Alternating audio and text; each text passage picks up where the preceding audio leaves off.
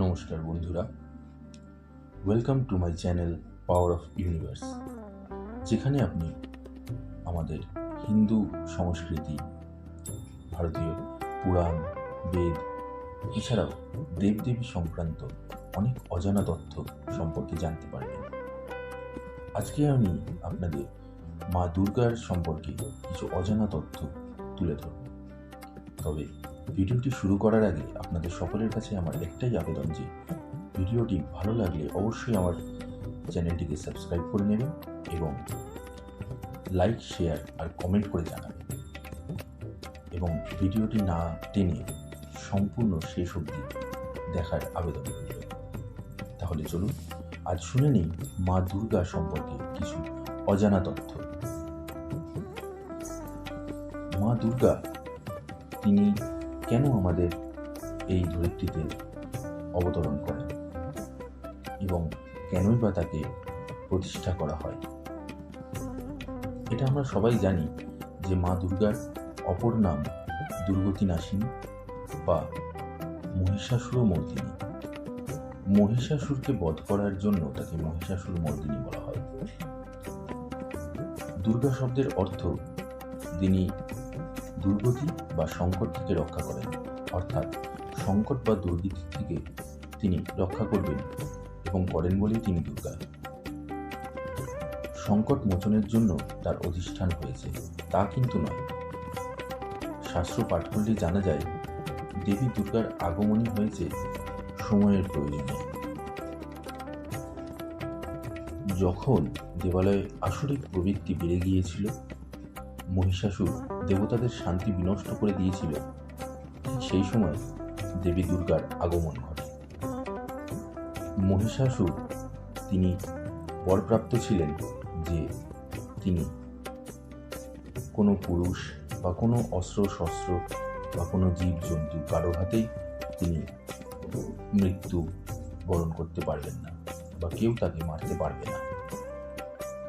এমতাবস্থায় যখন স্বর্গরাজ্য উত্থাল পাথাল করছে, যখন মহিষাসুর সমস্ত ঋষি মনীষ তাদের সবার ধর্ম থেকে শুরু করে তাদের সবার যজ্ঞে ব্যাঘাত ঘটাচ্ছে, এমনকি স্বর্গরাজ্যেও তুলকালাম কাণ্ড বাঁধাচ্ছে, ঠিক সেই মুহূর্তে সমস্ত দেবতারা একজোট হয়ে নারায়ণের কাছে গেলেন এবং তার সাথে সলা পরামর্শ করে দেবী দুর্গার আগমন ঘটালেন। দেবী দুর্গার 10 হাতে 10টি অস্ত্র, এবং আমরা জানি যে সেই 10টি অস্ত্র সমস্ত দেবতারা মিলে দেবীকে উপহার স্বরূপ দেন, এবং সেই অস্ত্রগুলোর তাৎপর্য কি, কোন কোন দেবতা তাকে কি কি অস্ত্র দিয়েছিল, আসুন আজ আমরা সেই বিষয় জেনে নিই। ত্রিশূল। মা দুর্গার হাতে ত্রিশূল অস্ত্রটি দেখা যায় প্রধান অস্ত্র হিসাবে। পুরাণ মতে মহিষাসুর বধের সময় যখন সমস্ত দেবতারা দেবীকে এক একটি অস্ত্র দিয়ে সজ্জিত করে তুলছিলেন, তার মধ্যে সর্বশেষ বা ব্রহ্মাস্ত্র ছিল ত্রিশূল, যা দিয়ে দেবী মহিষরূপী অসুরকে একেবারে বধ করেছিলেন। এই অস্ত্র দেবাদিদেব মহাদেবের হাতে থাকে এবং ত্রিকাল দণ্ডস্বরূপ এই অস্ত্র মহাদেব দেবী দুর্গাকে প্রদান করেছিলেন। শাস্ত্রমতে ত্রিশূল হল ত্রিগুণের প্রতীক। এই ত্রিগুণ হল শত, রজ এবং তম।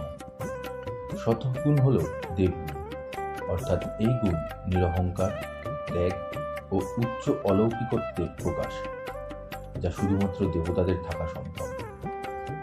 রজগুণ হল মনুষ্যকুল বা জীবকুলের গুণ, অর্থাৎ মানুষ যেমন শোক, লাভ, মায়া, মোহ, কাম, দুঃখ দ্বারা সর্বদা জর্জরিত থাকে, এই গুণ জীবকুলের মায়া স্বরূপ, জীবনের মোহে আচ্ছন্ন করে রাখে চরাচরকে। তমগুণ হল রাক্ষস বা ঋণাত্মক শক্তির প্রভাব। সব ধ্বংসের মূল হল এই গুণ। ক্রোধ, লোভ, মিথ্যা, বিলাসিতা, প্রতারণা, চুরি, হত্যা ইত্যাদি অপরাধমূলক কার্যকে বলে। আর এই 3 গুণাতীত হল ত্রিশূল। ত্রিশূলের মধ্যভাগের ফলাটি শতগুণ ও বাকি দুই দিকে রজ ও তমগুণ উচ্চতা বিশিষ্ট দুটি ফলা, অর্থাৎ মানব জীবনের লক্ষ্য হল শতগুণের বিকাশ, যা মুক্তির পথ। ত্রিশূল যার স্পর্শে বা স্মরণ নিলে ত্রিগুণ থেকে মুক্তি লাভ হয়। শঙ্খ। শঙ্খ বা শাঁখ দেবী দুর্গার বাম হাতে থাকে। বরুণ দেবী অস্ত্র দেবীকে প্রদান করেন। সমগ্র জীব জগতের স্পন্দন স্বরূপ এই অস্ত্র দেবীর হাতে সজ্জিত থাকে। শাঁখ জাগরণের প্রতীক। যুদ্ধের সময় এর শব্দ যেমন শত্রুকে সতর্ক করে, তেমন জাগরণী শক্তি হিসেবে কাজ করে। সৃষ্টির আদিতে যখন চরাচরে জল মগ্ন ছিল, তখন শ্রী বিষ্ণুর শাঁখের আধারে অবস্থান করছিলেন সমুদ্রের নিচে। দেবতাদের প্রার্থনায় বিষ্ণু প্রথম সমুদ্র থেকে শাঁখ সঙ্গে নিয়ে উঠে আসেন। এবার আসি এর বৈজ্ঞানিক ব্যাখ্যায়। সমগ্র পৃথিবীর সৃষ্টির শুরুতে জলমগ্ন ছিল এবং প্রথম প্রাণের স্পন্দন জলের মধ্যেই ছিল। অ্যামিবা নামক এককোষী প্রাণী প্রথম প্রাণের স্পন্দন হিসেবে ধরে নেওয়া হয়, যা থেকে ক্রমশ প্রাণ সঞ্চারিত হতে থাকে। শাঁখ এক শ্রেণীর সামুদ্রিক জলজ গোত্রীয় প্রাণীর দেহ।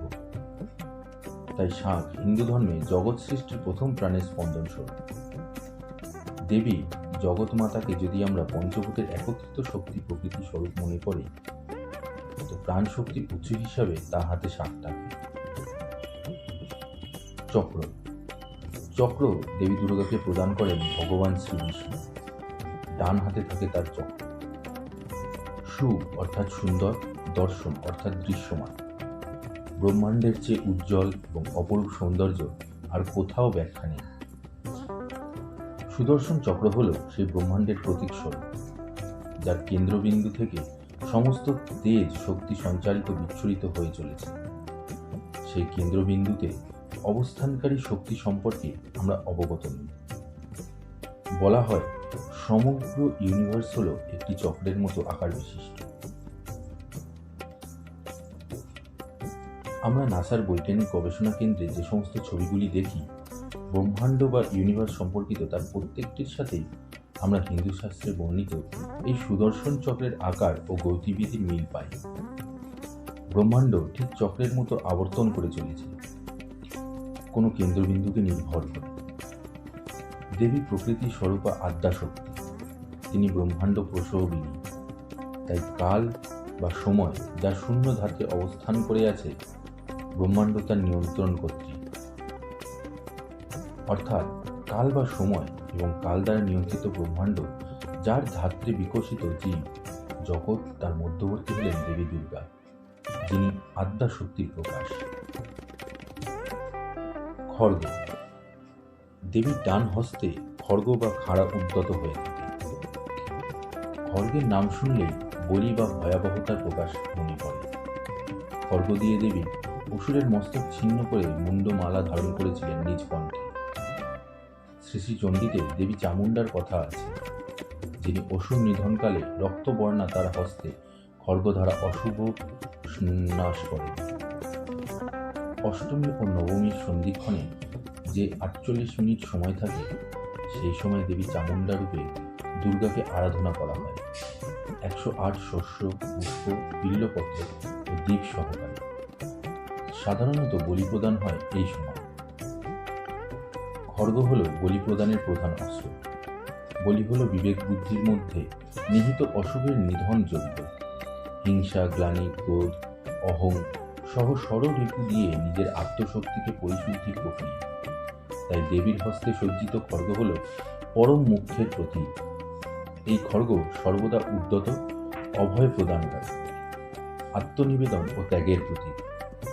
ত্যাগ আমাদের চৈতন্য প্রদান করতে সাহায্য করে, কলুষ মুক্ত আত্মজ্ঞানকে। মুখ্য হল মুক্তির পথ, যা মানব জীবনের একমাত্র অভীষ্ট। তাই খড়গ দেবীর হাতে থাকে। কালদণ্ড। গদা বা কালদণ্ড, এই অস্ত্রটি মহিষাসুর নিধন যজ্ঞে দেবী মহামায়াকে প্রদান করেন স্বয়ং ধর্মরাজ যম। এই কালদণ্ড হল মহাপ্রীতি ও আনুগত্যের প্রতীক। সময়ের নিকট আমরা অনুগত, কালকে শ্রদ্ধা করা। তাই যম কর্তৃক প্রদত্ত এই অস্ত্র দেবী দুর্গার প্রতি উদ্দেশ্যে মহাপ্রীতি ও আনুগত্য প্রকাশ করা। দেব, দানব, মানব সকল শুভ ও অশুভ শক্তির এই মহাশক্তির নিয়ন্ত্রণাধীন। তাই কালদণ্ড আমরা দেবী দুর্গার বাম হাতে সম্মোহনকারী শক্তি হিসেবে দেখি। ধনুর্বাণ, তীর ও ধনুক দেবী দুর্গার বাম হস্তে থাকে। পবনদেব দেবী দুর্গাকে ধনুর্বাণ প্রদান করেন। ধনুর্বাণ স্থির লক্ষ্য তার ঋণাত্মক শক্তির প্রতীক। জীবনের এক একটা মুহূর্ত ঘটনাক্রম আমাদের পরীক্ষার মুখে ফেলে দেয়। প্রতি পদক্ষেপে জীবের জীবন সেই পরীক্ষা বা যুদ্ধের নামান্তর মাত্র। তাই সেই যুদ্ধে জয় পেতে স্থির লক্ষ্য ও সমস্ত ঋণাত্মক শক্তির প্রকাশ আমাদের সঠিক দিক নির্বাচন করতে সাহায্য করে। আর সঠিক লক্ষ্যে সঠিক পথ নির্বাচন করলে জীবনের জটিল পরিস্থিতি থেকে পরিত্রাণ পাওয়া যায়।